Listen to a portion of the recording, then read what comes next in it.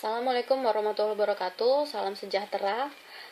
Terima kasih untuk waktu yang diberikan kepada saya di sini untuk mempresentasikan tugas yang diberikan. Oh ya, sebelumnya saya ingin perkenalkan diri saya. Saya Yuliana dengan nomor induk mahasiswa 01751 3999. Di sini juga saya ingin meminta maaf kepada tutor mata kuliah pemasaran strategik Pak Devri, karena saya tidak bisa menghadiri tatap muka pertama untuk pemasaran strategik tanggal 16 Maret 2014. Dan kepada teman-teman mahasiswa lainnya juga saya minta maaf karena tidak bisa ikut dan belajar bersama. Oke, langsung saja. Saya di sini akan mempresentasikan modul 5 tentang strategi harga pada kegiatan belajar 1 dengan konsep dasar harga. Banyak sekali pengertian tentang harga, namun semua definisinya sama, menyatakan bahwa harga merupakan nilai yang dipertukarkan konsumen untuk suatu manfaat atas pengonsumsian, penggunaan, atau kepemilikan suatu barang dan jasa.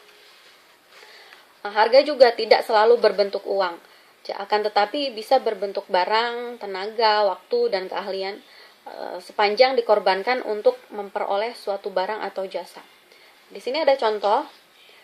Untuk memperoleh mesin jahit Pak Madrun, Junaid harus bekerja di sawah Pak Madrun selama sebulan penuh.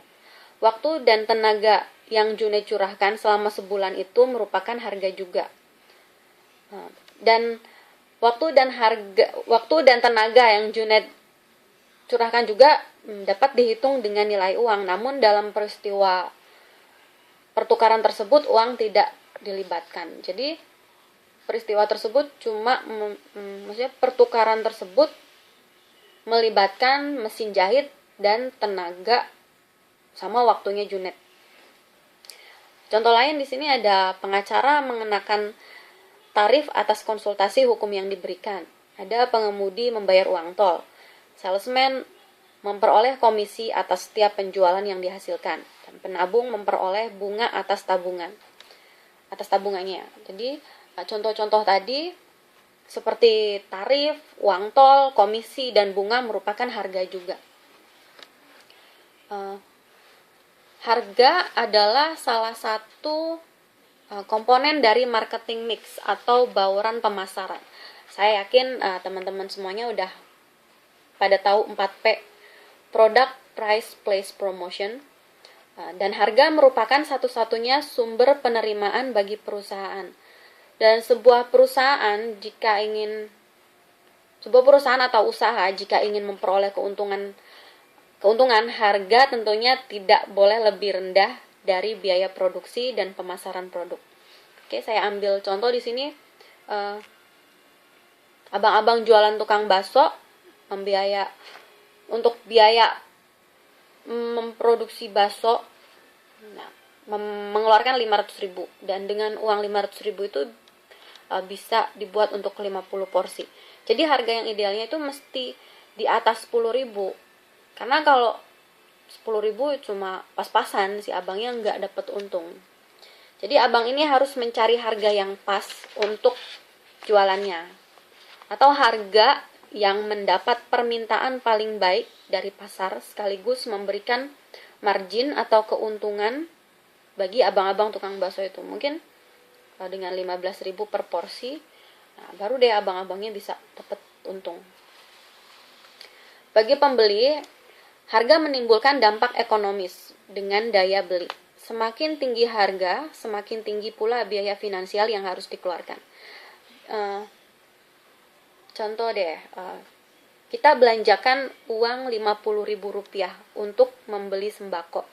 Nah, kalau harga semua barang tinggi atau mahal, dengan uang segitu, dengan uang Rp50.000, kita mungkin cuma dapat 3-4 macam bahan sembako.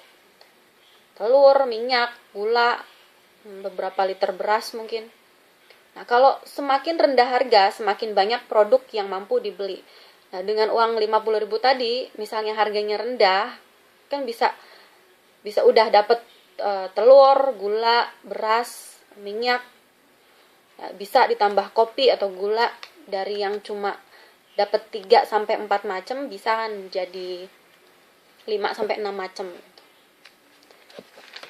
Dan harga juga memiliki dampak psikologis. Semakin tinggi harga, semakin tinggi pula persepsi kualitas produk. Ya, semakin tinggi harga, semakin tinggi kualitas produknya juga. Jadi ya mungkin karena ada harga, ada kualitas. Ya.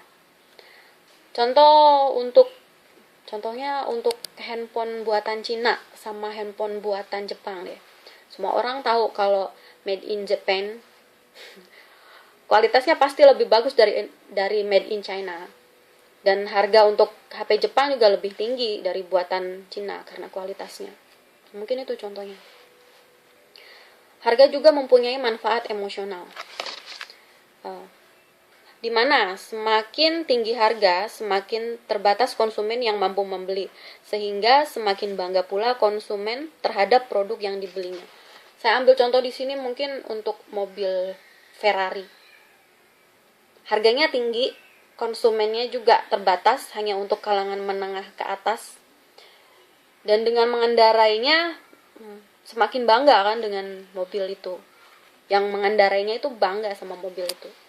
Contoh lain, mungkin untuk tas wanita branded seperti Chanel, Gucci, Hermes, harganya juga lumayan. Rata-rata di atas tas-tas biasa. Jadi kalangan menengah ke atas juga yang bisa beli itu dan bangga kalau punya tas itu. Mungkin contohnya itu. Lalu harga dan persaingan. Di sini udah ada contoh. Ketika dulu masuk pada pasar teh dalam botol siap minum, dengan botol lebih besar 400 ml, teh kita menyamakan harga dengan sosro. Botol lebih besar, harga sama. Itulah mantra yang diusung teh kita kala itu. Itu mungkin slogan ya. Botol lebih besar, harga sama. Jadi slogan teh kita. Harga akhir teh kita per unit memang sama dengan sosro. Tetapi dihitung per mililiter, harga teh kita lebih murah. Dengan harga 2.000, maka harga teh kita adalah Rp5 per mili, sedangkan sosro 9,09 per mili. Jelas teh kita lebih murah. Nah, strategi harga lebih murah ini merupakan salah satu faktor yang membuat teh kita berhasil memasuki pasar yang sudah dikuasai sangat kuat oleh sosro. Jadi, teh kita lebih murah karena mungkin sosro sudah punya nama. Jadi, teh kita pakai strategi persaingan harga. Nah, itu persaingan harga ya. Harga dipakai sebagai senjata pemasaran, maka perusahaan yang melakukan persaingan harga, price competition. Nah, jadi teh kita sama sosro ini ada price competition di dalamnya. Karena beda harga, maksudnya harga teh kita lebih rendah dari sosro. Seperti itu mungkin. Nah, contoh lain di sini seperti harga hit selalu lebih rendah dari Baygon, sang pemimpin pasar.